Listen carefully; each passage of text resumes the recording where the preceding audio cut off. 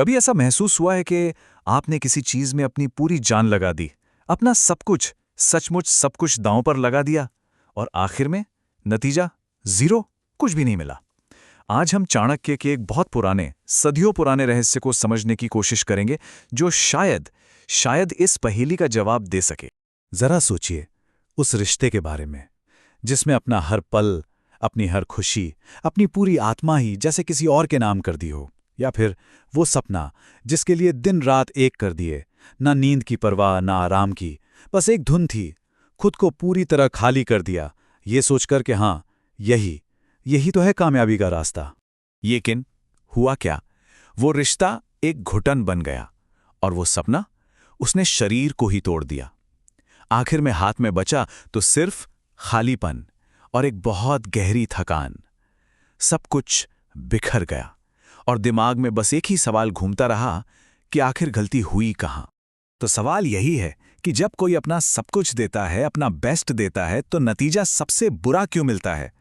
क्या वाकई ज्यादा देना या ज्यादा मेहनत करना ही हमेशा सही रास्ता है, या शायद हम कुछ बहुत जरूरी बात समझ ही नहीं पा रहे हैं? तो चलिए आज के इस उलझन का जवाब एक बहुत पुराने ज्ञान में ढूंढते हैं। सदियों पहले आचार्य चाणक्य ने एक ऐसा सूत्र दिया था जो कुदरत के एक बहुत गहरे, छिपे हुए नियम को हमारे सामने लाता है।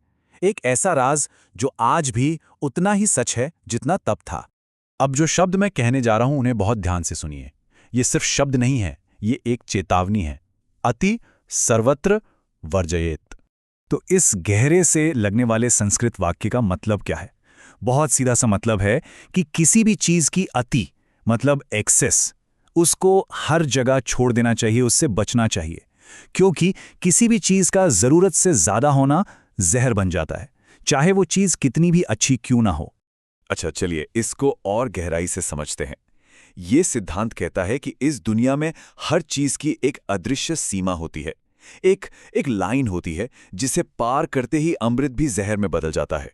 ये कुदरत का एक अनकहा अनदेखा नियम है।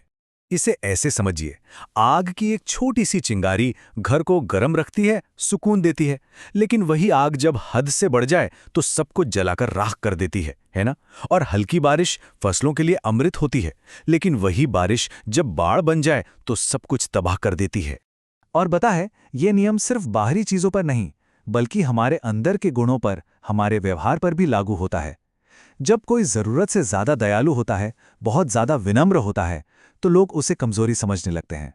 जब कोई किसी के लिए हर वक्त हाजिर रहता है, तो धीरे धीरे उसके वक्त की कोई कीमत नहीं रह जाती। तो सबसे जरूरी बात यह है कि अति किसी भी चीज की असली कीमत को खत्म कर देती है।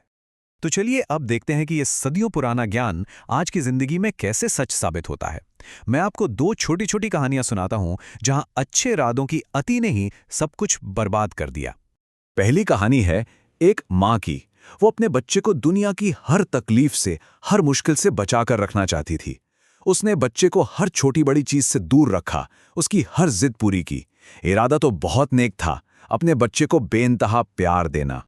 लेकिन उस प्यार की अति ने बच्चे के ग्रोथ को ही रोक दिया। वो बच्चा कभी खुद के पैरों पर खड़ा होना सीख ही नहीं पाया। वो कमजोर बन गया और अहंकारी भी। उस मां का वो असीम प्यार अनजाने में ही सही एक धीमे जहर की तरह काम कर गया। अब दूसरी कहानी सुनिए। एक आदमी था जो बहुत बहुत अमीर बनना चाहता था। उसके पास इतना पैसा आ भी गया था कि उसकी कई पीढ़ियां आराम से जिंदगी गुजार सकती थीं। लेकिन उसकी और ज्यादा पाने की भूख कभी खत्म ही नहीं हुई। और उस पैसे की दौड़ में उसने अपनी सेहत, अपना परिवार, अपने मन का सुकून, सब कुछ पीछे छोड़ दिया।